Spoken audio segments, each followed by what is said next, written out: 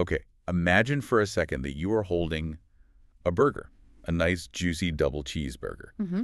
Now, if you're a logical person, you're probably thinking about, cholesterol, protein to fat ratio, that kind of thing. Sure, or if you're more ethically minded, you're thinking about the animal, the carbon footprint, factory farming, Hmm. the usual anxieties. Exactly. But what if I told you that eating that burger was actually a spiritual act of mercy? A mercy. That by consuming it, you are helping a trapped soul pay off some kind of karmic debt. And that if you didn't eat it, if you chose the salad instead, you were actually being cruel. And just to dial up the disorientation a bit more, what if I told you that the reason your back hurts, or maybe why you feel stuck in your career, has nothing to do with your posture or the economy? Okay. It's because you haven't physically moved your house in the last 3 years. Welcome to the deep dive. Today, we are wading into some seriously deep and, frankly, very unusual waters. We're unpacking a collection of essays by an author named Shuofeng.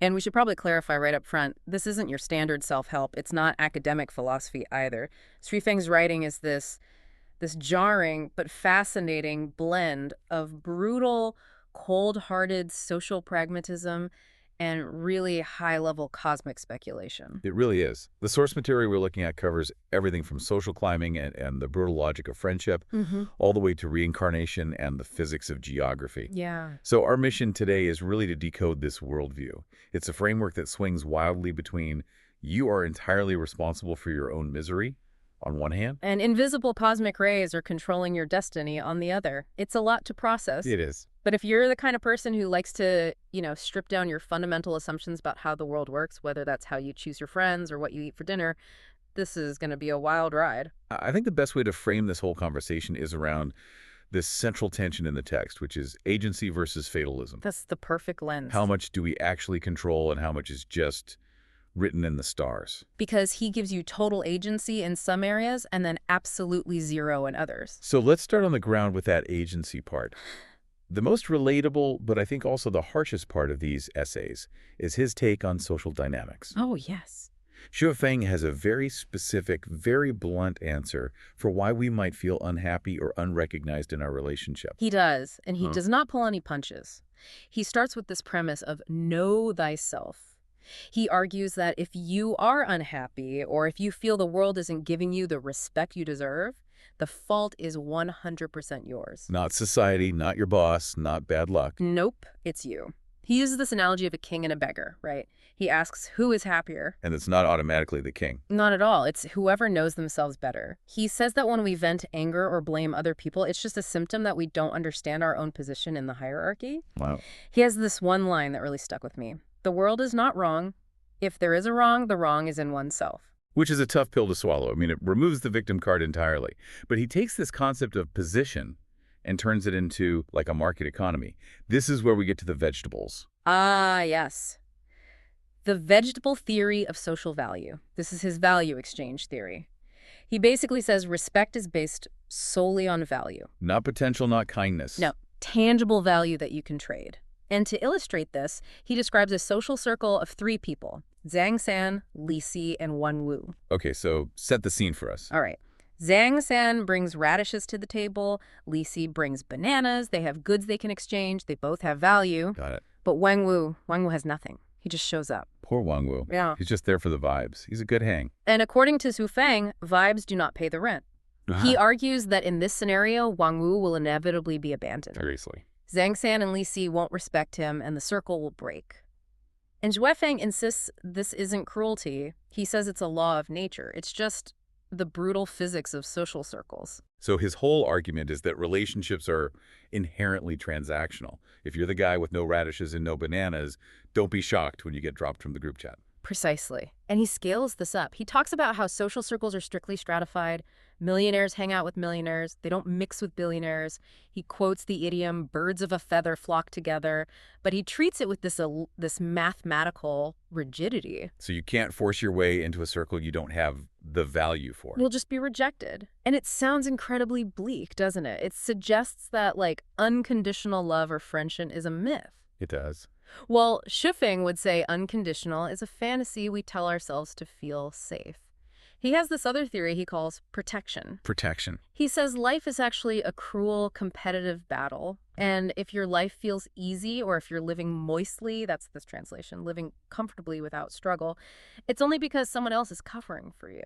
Like a parent or a spouse or a mentor who's shielding you from the rain. Exactly. But his warning is that once that protection is gone, and it always goes away eventually, you are thrown into the wild.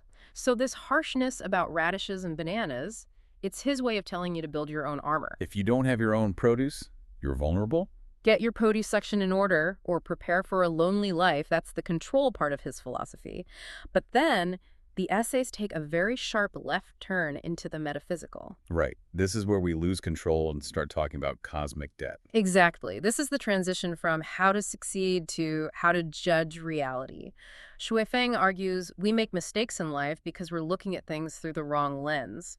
He introduces this triad of judgment: emotion, which is king; reason, which is Li; and nature or essence, which is Jing. Okay, King, Li, and Xing. Break those down for us. So king is your emotional reaction, how you feel about something. Li is logical reasoning. And Xing is the fundamental nature of the thing itself. He says most people just stop at emotion. This feels bad, so it is bad. But to really understand the universe, you have to run it through all three filters.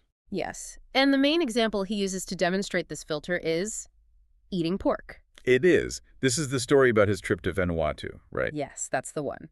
He's visiting this Pacific island nation and speaking with a local leader named Stephen. And Stephen tells him he's a vegetarian and specifically avoids pork. Now, the standard polite response here is to just nod and say, well, that's very noble of you. But Feng doesn't do polite. Yeah. He flips the script completely. He tells Stephen that by not eating the pig, he is actually committing a cruel act. Okay, you have to walk us through the logic here. Yeah. Because this sounds like the kind of thing you say we just really want some bacon but don't want to feel guilty about it. Ah, right. Well, it relies on a very specific, very transactional view of reincarnation. Transactional. He believes the universe operates on a zero-sum game of energy. Everything has to balance. Positive and negative must sum to zero. Okay, balance. Karma. Yeah. I'm with you so far. So he asks, what is the Xing, the essence of a pig? In his view, a pig isn't just an animal. A pig is the reincarnation of a human who accumulated a massive amount of debt in a past life. Debt, like they swindled people or took more than they gave? Exactly. So they're essentially in debtor's prison, but the prison is a pig's body. Wow. Okay. They are trapped in that form to repay their debt with their flesh, their blood, their bones. That is the only currency they have left. So Shu-fei argues that by eating the pork, you are accepting their payment. You're signing the receipt. You're signing the receipt. So if you eat the meat, the debt is settled and the soul is released.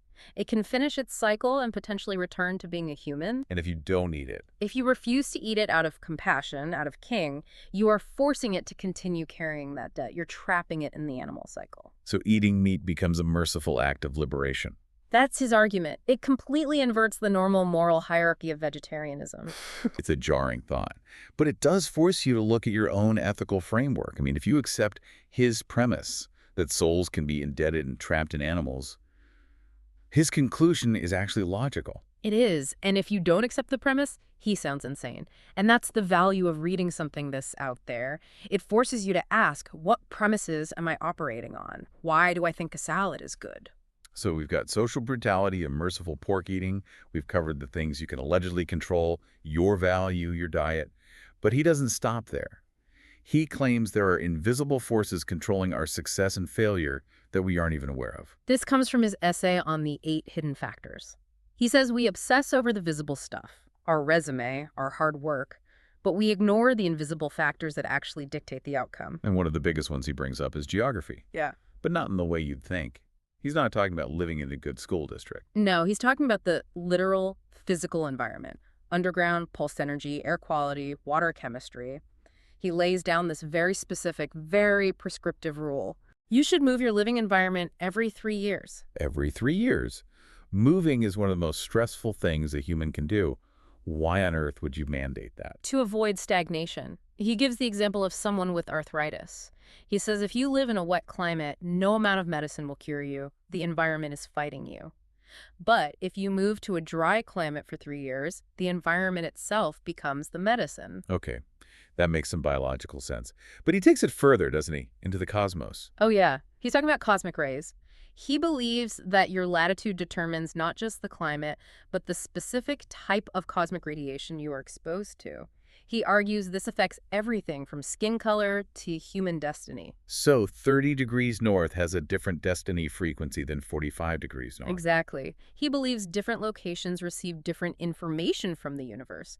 So moving isn't just about fresh air, it's about changing the frequency of the radiation that's hitting your body. I love how he mixes these science-sounding terms like cosmic rays with total It's mysticism. like a sci-fi religion. And speaking of mysticism, we have to talk about the spirits. This is a huge part of his hidden factors. He says you need to greet the spirits. If you go climb a mountain, you need to mentally or verbally acknowledge the mountain god. Crossing a river, acknowledge the river god. It sounds like basic politeness, but for nature, like knocking before you enter a room. That's a great way to put it. He believes accidents slipping on a rock, falling in the water, often happen because we're acting like rude intruders. We didn't ask for permission or protection. Yeah, and then there's the math, the numerology. This one felt very specific. The hidden factor of math. He's a big believer in the golden ratio and symmetry. He says the longevity of an object or a life depends on its symmetry, and he gets very granular. How granular. He says even the number of chopsticks in your house affects your fate. Number of chopsticks, how? It's about entropy and order. If you have an odd number or broken ones or mismatched sets, it creates this subtle dissonance, a math error in your environment. He thinks these tiny errors accumulate and create disharmony in your life. It's overwhelming. If I have to worry about my social market value, the karmic debt of my lunch, the cosmic rays at my latitude, and the parity of my chopstick collection, I'm exhausted just listing them. And that exhaustion is exactly what he addresses in another essay. He calls it the trap of busyness. This is the section about the donkey and the housewife. Right. And this is another place where he might offend some listeners. He uses the example of a hardworking housewife. She's in constant motion cooking, cleaning, shopping. But Shufeng argues that at the end of her life, despite all that effort, she often has little to be proud of. That sounds incredibly dismissive of domestic labor. It does. But we have to look at why he says it. His point isn't that the work isn't difficult. It's that it lacks focus. He argues she hasn't built one great thing. She's just maintained the status quo. He compares it to a donkey, blindfolded, at a millstone. The donkey walks miles every day, pushes the stone, sweats, gets tired. But it never actually goes anywhere. It just circles the grindstone. It's movement without progress. And what's interesting is that the author admits he fell into this trap himself. Right, he talks about how he used to write millions of words, and he felt that was his high-value work. But then he found himself stuck running a guest house. Yeah, he lists his chores. Mowing 60 acres of grass, making breakfast for guests, cleaning toilets. He sounds miserable. He's frustrated. He says, I'm a genius in my field, but I'm being buried in trivialities. He realizes that if he spends all his energy mowing that lawn, he's just the donkey. He's efficient at being busy, but he's not efficient at life. So what's his solution? Because I think a lot of us feel like that donkey sometimes. We're answering emails, running errands, but are we actually building anything that lasts? His prescription is depth over breadth. He says you need to drill one deep well. Don't just scratch the surface of a dozen things. Do one thing to infinite depth. But how do you do that when you have bills to pay and grass to mow? Well, his ultimate solution is pretty radical. He suggests leaving traditional life altogether, joining a life oasis or a Zen courtyard, basically a commune where survival labor is shared or minimized so you can focus on spiritual growth. So quit your job, move to a commune, and find your one true purpose. In his view, yeah, because otherwise you're just fighting a losing battle against the entropy of daily life. You know, taking a step back from all this, it's a very strange mix. On one hand, you have this hyper-pragmatism. If you don't have value, you're worthless to your friends. And on the other, this hyper-spiritualism, cosmic rays and reincarnation. It's a huge tension, isn't it? Mm-hmm. It's a worldview that demands you fight to build value. Get your radishes and bananas, but also surrender to the Tao, to fate, to all these invisible forces. It reminds me of the Serenity Prayer, but on steroids. God grant me the strength to get better vegetables, the serenity to accept the cosmic rays I can't change. And the wisdom to know which latitude is best for my arthritis. That's a pretty good summary. But I think the core tension here really is about agency. How much control do we really have? Right. And Su Feng seems to say, You have total control over your internal state and your value, but almost no control over the environment and the cosmic setup. And there's that final kind of haunting thought he leaves us with, the concept of the zero-sum universe that we touched on with the pig. This is the idea that really sticks with me. He says the universe's positive and negative energy must always, always sum to zero, Which means, which means every gain requires a loss. Every joy implies a future sorrow to balance it out. If you take a shortcut now, you pay for it later. If you have a moist, easy life now, you will struggle later. that is a sobering thought. We're all chasing happiness. But if he's right, happiness is just a loan that we eventually have to pay back with sadness. Or maybe the secret isn't chasing pure happiness, but simply knowing what price you're willing to pay. What do you mean? If everything has a cost, then the only real freedom is choosing your bill. Choosing your bill. I like that.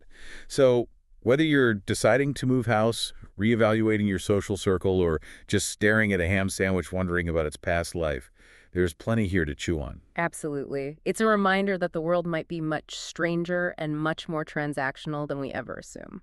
That's all for this deep dive. Thanks for listening, and we'll catch you in the next one. Take care of your radishes. And watch out for those cosmic rays.